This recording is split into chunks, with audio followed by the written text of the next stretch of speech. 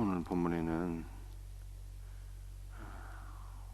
세 가지 비유의 말씀이 기록되어 있습니다. 열처녀 비유가 있고요, 또 달란트 비유가 있고, 또 양과 염소의 비유가 있는 것을 우리가 보게 됩니다. 공통점은 다 종말에 관한 것이죠. 주님께서 다시 오실 때 우리에게 맡겨주신 달란트를 다 계산하시고 우리가 어떻게 그것을 감당했는가를 따라서 상급을 주신다라고 하는 내용입니다. 양과 염소도 마찬가지죠. 주님께서 다시 오실 때 우리가 주님을 위하여 또 이웃을 위하여 어떻게 행동했는가, 이것을 보시고 우리 하나님께서 우리 각 사람에게 은혜와 복을 주신다라고 하는 말씀이 되겠습니다. 오늘은 이 세 가지 비유 가운데 첫 번째 우리 열처녀 비유를 잠시 생각해 보면서 말씀을 나누고자 합니다. 1절부터 제가 다시 한번 읽겠습니다. 그때 천국은 마치 등을 들고 신랑을 맞으러 나간 열처녀와 같다 하리니 그 중에 5은 미련하고 5은 슬기 있는 자라. 미련한 자들은 등을 가지되 기름을 가지지 아니하고 슬기 있는 자들은 그릇에 기름을 담아 등과 함께 가져갔더니. 아멘. 자, 혼인잔치 비유지. 열처녀 혼인잔치 비유입니다. 성경에서 이 혼인잔치는 예수님과 우리와의 관계를 보여주고 있는 거예요. 혼인잔치에서 신랑은 예수님, 신부는 우리가 되는 것이죠. 그런데 성경에 나타난 혼인잔치를 우리가 이해하기 위해서는 유대인들의 결혼 문화를 우리가 먼저 알아야 될 필요가 있어요. 이스라엘 사람들은 제가 전에도 말씀드렸습니다만 결혼을 2번 합니다. 한 번 결혼하고 이혼했다가 다시 다른 사람과 또 결혼한다, 이런 뜻이 아니고요, 한 사람과 2번 결혼한다는 뜻이에요. 유대인은 아내를 얻기 위하여 남자가 자기 부모님 집을 떠나서 처갓집으로 가요.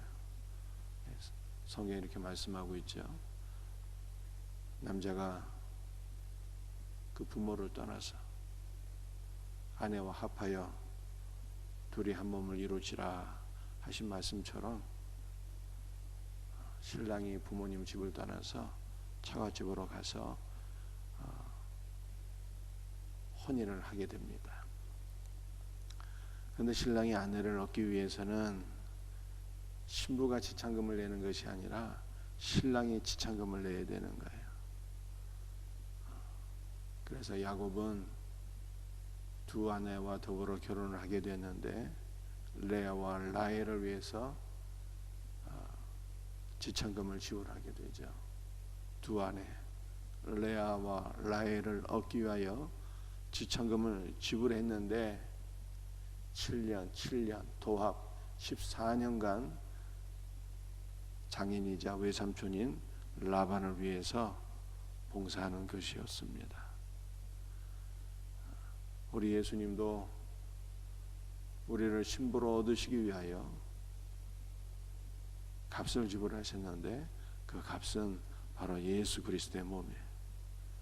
주님께서 십자가에 달리사 피를 흘려주심으로 그 핏값으로 우리를 신부로 취하셨다. 성경이 이렇게 우리들에게 말씀하고 있는 것입니다. 신랑이 신부를 위하여 지참금을 지불하고 첫 번째 결혼을 하게 되는데, 이 첫 번째 결혼을 정혼이라고 그래요. 정혼. 이 정혼은 우리나라의 약혼과 비슷한 것이기는 하나 다른 것이에요. 정혼은 법적으로 부부가 되는 것입니다. 첫 번째 결혼은 우리나라의 약혼이 아니라 결혼하고 난 이후에 여러분들 우리가 동사무소 가서 뭐 합니까? 혼인신고 하잖아요. 혼인신고. 법적으로 그러면 부부가 되는 것이잖아요. 유대인의 첫 번째 결혼은 법적 구속력이 있는 결혼이에요. 혼인신고를 하는 것과 동일합니다. 그런데 이때 정혼을 했다고 해서 같이 사는 것이 아니에요. 신랑은 정혼을 한 이후에 다시 떠나갑니다. 다시 본가로 돌아가는데, 본가로 돌아가는 목적은 이제 정혼한 아내와 함께 같이 살 집을 마련하기 위하여 다시 본가로 돌아가는 것입니다. 그래서 예수님께서 요한복음에서 제자들에게 이렇게 말씀하셨죠. 내가 너희의 거처를 마련하기 위하여 간다. 이렇게 말씀하셨어요. 우리의 거처를 마련하기 위해서 주님은 부활 승천하신 거예요. 그러므로 천국은 어떠한 것입니까? 천국을 옛날에는 천당이라고 했는데요, 당자가 집당자예요. 우리의 집을 마련하기 위해서 예수님께서 부활하시고 승천하신 거예요. 우리의 집이 마련되어졌으니 이제 어떻게 되는 것입니까? 주님 다시 오시는 것이죠. 그래서 첫 번째 정혼을 마치고 난 이후에 신랑은 본가로 돌아가서 집을 마련하고 다시 처갓집으로 와서 아내를 데리고 가요. 신랑이 다시 오는 거예요. 두 번째 오는 거예요. 그 두 번째 오는 것을 가리켜서 성경은 뭐라고 표현하고 있습니까? 재림이야. 그리스도의 재림. 첫 번째 그리스도께서 오심으로 초림에서는 그리스도께서 핏값으로 우리를 신부로 취하시고 정혼하셨어요. 그래서 우리는 지금 그리스도의 법적인 신부예요. 그러나 아직 함께 살고 있는 것은 아니죠. 그리스도께서 다시 오시는 거예요. 두 번째 오시는 거예요. 재림입니다. 그런데 신랑이 두 번째 오는 것은요, 아무도 알 수가 없어요. 오늘 본문에 뭐라고 말씀하고 있습니까? 그런즉 깨어 있으라. 너희는 그날과 그때를 알지 못하느니라. 신랑이 두 번째 오는 것은 아무도 알 수가 없어요. 이것은 오직 신랑 아버지의 전적인 권한입니다. 전적인 권한이에요.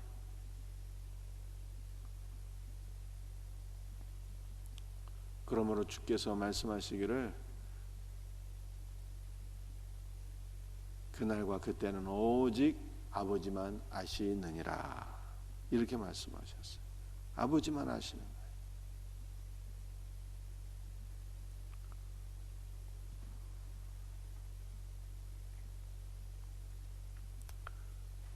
이제 두 번째 예수께서 재림하셔서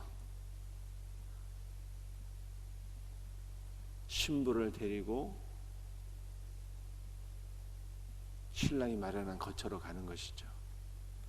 예수님이 재림하시면 우리 각 사람을 온 천지 사방에서 불러 모으시고 우리의 이름을 불러주시고 우리와 함께 우리 주님께서 예비하신 거처 천당으로 우리를 이끌어 가시는 거예요.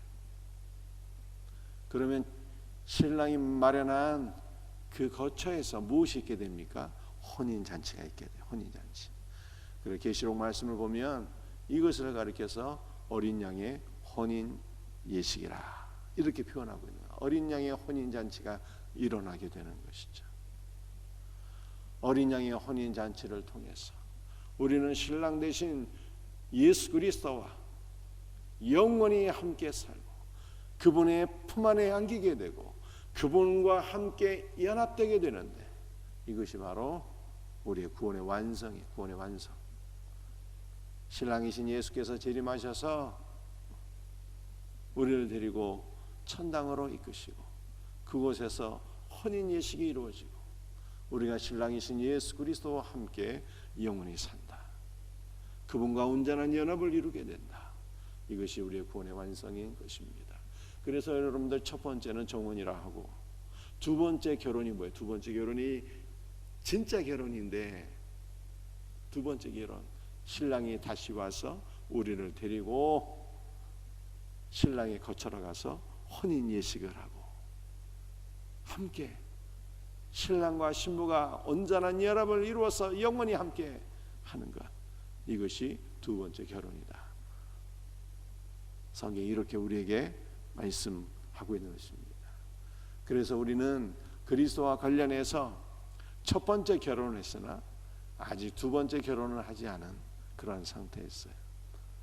그러나 첫 번째 결혼도 무슨 결혼이다? 법적으로 우리가 그리스도의 신부가 된 거예요. 그리스도의 신부가 법적인 신부예요.